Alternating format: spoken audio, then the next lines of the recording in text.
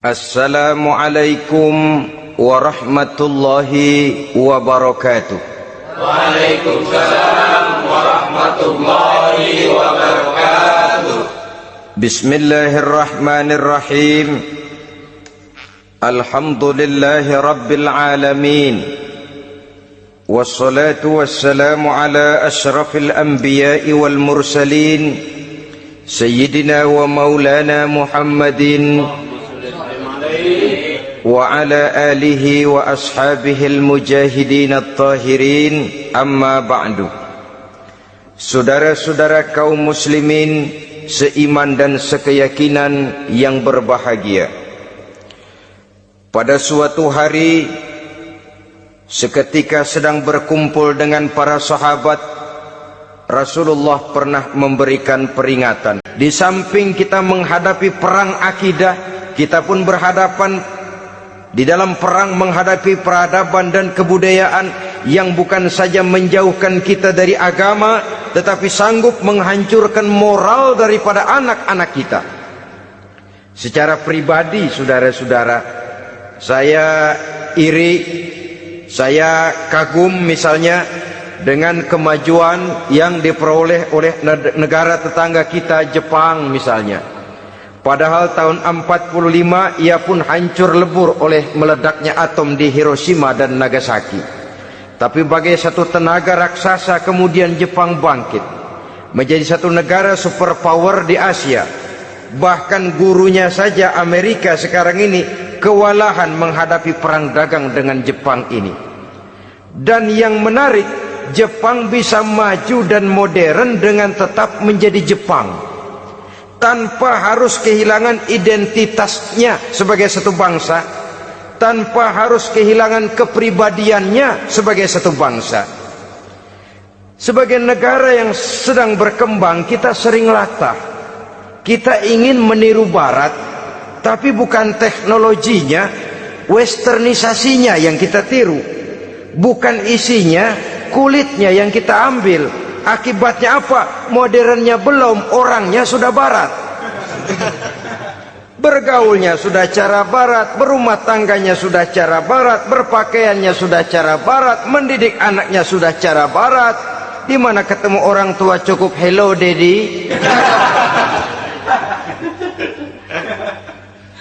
Kulitnya kita ambil, sementara isinya kita campakkan. Ironi dan menyedihkan. Padahal kita sesungguhnya bisa maju dan modern, bisa mengejar segala ketinggalan dan keterbelakangan kita dengan tetap menjaga nilai-nilai luhur budaya kita sebagai satu bangsa, mengambil isinya, dan kalau memang tidak perlu lalu mencampakkan kulitnya. Pengaruh peradaban dan kebudayaan yang menghancurkan moral daripada anak-anak kita oleh pesatnya arus teknologi, oleh pesatnya arus komunikasi, di mana hal-hal yang terjadi di belahan dunia lain dapat kita saksikan hari ini juga melalui layar televisi.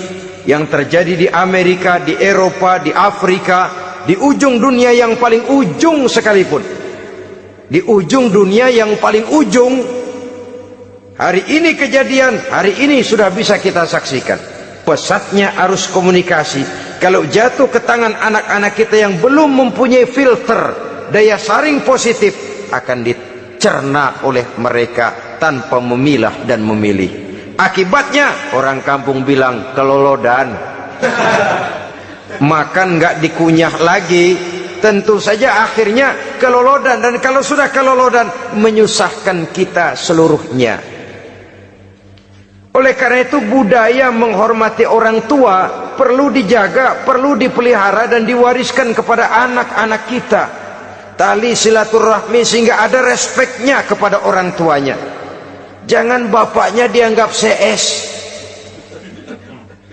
ibunya dianggap CS, kakeknya dianggap CS. Hilang rasa respek, hilang rasa menghormati. Sementara orang tua sendiri tidak bisa memberikan keteladanan, kurang mendapat perhatian dan lain sebagainya. Apalagi kalau baik ibu maupun bapak adalah orang-orang karier yang setiap hari sibuk menghadapi tugas masing-masing. Bapak sibuk rapat, pindah kantor sana kantor sini, ibu sibuk arisan, besarlah anak-anak di tangan pembantu dan lain sebagainya, sehingga dia merasa kurang mendapat perhatian, dan ini akan ikut membentuk warna dari kepribadian yang dimilikinya. Sampai kepada pelosok-pelosok desa, jaringan televisi memang menguntungkan. Tapi kalau sudah sampai kepada menayangkan budaya-budaya yang tidak sesuai dengan pola di mana mereka tinggal, pola lingkungannya, dan ingin mereka terapkan dalam kehidupan, ironi dan menyedihkan. Maka sering dikatakan, jikalau ABRI masuk desa, rakyat beruntung. Jikalau listrik masuk desa, rumah jadi terang. Jikalau koran masuk desa, rakyat jadi cerdas. Jikalau hakim masuk desa, rakyat lalu sadar hukum. Tapi jikalau maksiat dan munkarat masuk desa, minuman keras masuk desa, judi masuk desa, pelacuran masuk desa, rakyat tentu kiamat.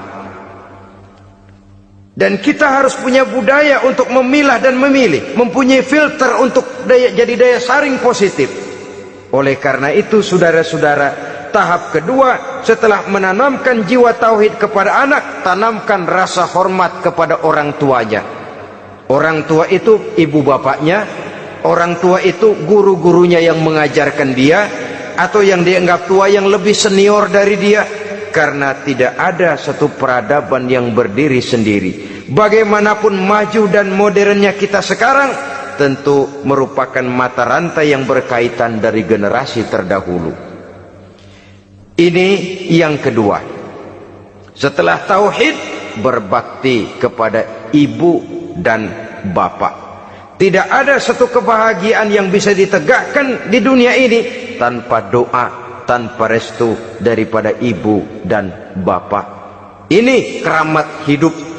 Doanya dikabul Allah, dan kutuknya juga dikabul oleh Allah Subhanahu wa ta'ala. Jadi mendidik anak setelah menanamkan jiwa tauhid, menanamkan rasa hormat dan taat berbakti kepada ibu bapaknya. Itu yang kedua. Kemudian yang ketiga, melalui model Luqman, Quran mendorong kita untuk mendidik anak, menanamkan etika otonom. Apa itu? Ya bunayya, innaha in takum mithqala habbatin min khardalin fatakun fi sakhratin aw fis samawati aw fil ardi ya'ti biha Allah.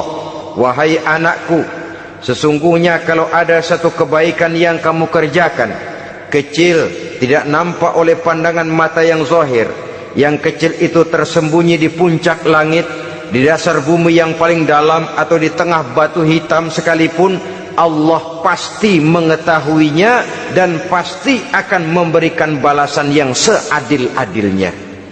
Pendidikan apa ini? Pendidikan moral, menanamkan etika otonom. Nah, kau berbuat baik jangan karena dilihat orang.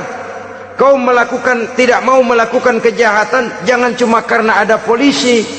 Kalau ada polisi kau tidak mau jahat, kucing juga begitu. Coba lihat kucing, taruh ikan asin di piring kaleng, tongkrongin, aduh kucing kalem, sopan, tenang. Sedikit kita lengah, habis ikan digarap. Tapi ditanamkan satu kesadaran, kemanapun kau pergi, nak, apapun yang kau kerjakan, tersembunyi di tengah batu, di dasar bumi, di puncak langit, Allah pasti tahu. Dalam bahasa yang ringan, nak, kita ini diawasi oleh dua hiperkomputer yang maha sensitif, produksi langit, mereknya Rokib dan Atid. Itu komputer yang sangat peka dan sensitif. Jangankan kita berbuat, kita berniat baik saja, komputer sudah nyatat sendiri. Inilah yang orang sekarang namakan waskat, nak, pengawasan malaikat. Kalau hidup sudah merasa diawasi oleh malaikat, waskat berhasil. Tapi kalau waskat sudah diawasi malah nekat, itu yang gagal. Atau yang diawasi dan yang mengawasi sama-sama sepakat, itu juga bisa cincai. Saudara-saudara kaum muslimin rahimakumullah, waskat dalam pengertian kita muslim, bagaimana hidup ini merasakan diawasi oleh malaikat. Intelektualitas yang tinggi sekalipun, IQ yang nilainya plus sekalipun, disiplin ilmu yang bagaimanapun banyak yang memenuhi benak kita, tanpa diiringi oleh etika otonom, orang sering mencari celah dan kesempatan. Mencari celah dan kesempatan. Tapi kalau sudah merasa, kemanapun saya pergi, dimanapun saya berada, kebaikan bagaimanapun sekecilnya saya lakukan, toh Allah pasti akan memberikan balasan. In khairan fa khairun, wa in syarran fa syarrun. Jikalau baik, baik balasan yang kita terima. Jikalau jahat, jahat kejahatan yang kita terima. Kalau sudah ke arah ini kita berpikir, maka sesungguhnya kalau kita berbuat baik kepada orang lain, hakikatnya kita sudah berbuat baik kepada diri kita sendiri. Lalu tidak ada merasa rugi berbuat baik kepada orang, karena manakala dia melakukan kebaikan kepada orang lain, artinya dia sudah berbuat baik untuk dirinya sendiri. Jadi setelah tauhid, kemudian berbakti kepada ibu bapak, yang ketiga baru pendidikan tentang akhlak, tentang moral. Pola ini yang sering terlupakan oleh kita, bahwa bagi kita itu pendidikan tidak lain upaya mencerdaskan otak anak. Jangan sampai sebab ini kelihatannya pembangunan makin maju, persaingan hidup makin tajam, tensi ekonomi semakin tinggi, sementara jumlah tenaga kerja dengan lapangan kerja yang tersedia jauh dari mencukupi. Jikalau tidak membekali anak dengan pendidikan yang menunjang lapangan pekerjaan, orang tua khawatir, takut sekali anaknya jadi gelandangan. Dikhawatirkannya kehidupan dunia ini, sementara dia lupa kalau anaknya bisa jadi gelandangan di akhirat. Padahal selama-lamanya gelandangan di dunia paling seumur manusia itu 60 tahun, 70 tahun lah umur orang sekarang. 70 itu sudah luar biasa itu. Tapi kalau harus menggelandang di akhirat, menjadi gelandangan di akhirat, alangkah menyedihkannya. Apakah akan kita korbankan satu kehidupan yang langgeng, abadi, cuma karena tertipu oleh fata morgana dan kamuflase? Sekianlah saudara pertemuan kita pada saat ini. Mudah-mudahan ada manfaatnya. Terima kasih atas segala perhatian. Mohon maaf atas segala kekurangan.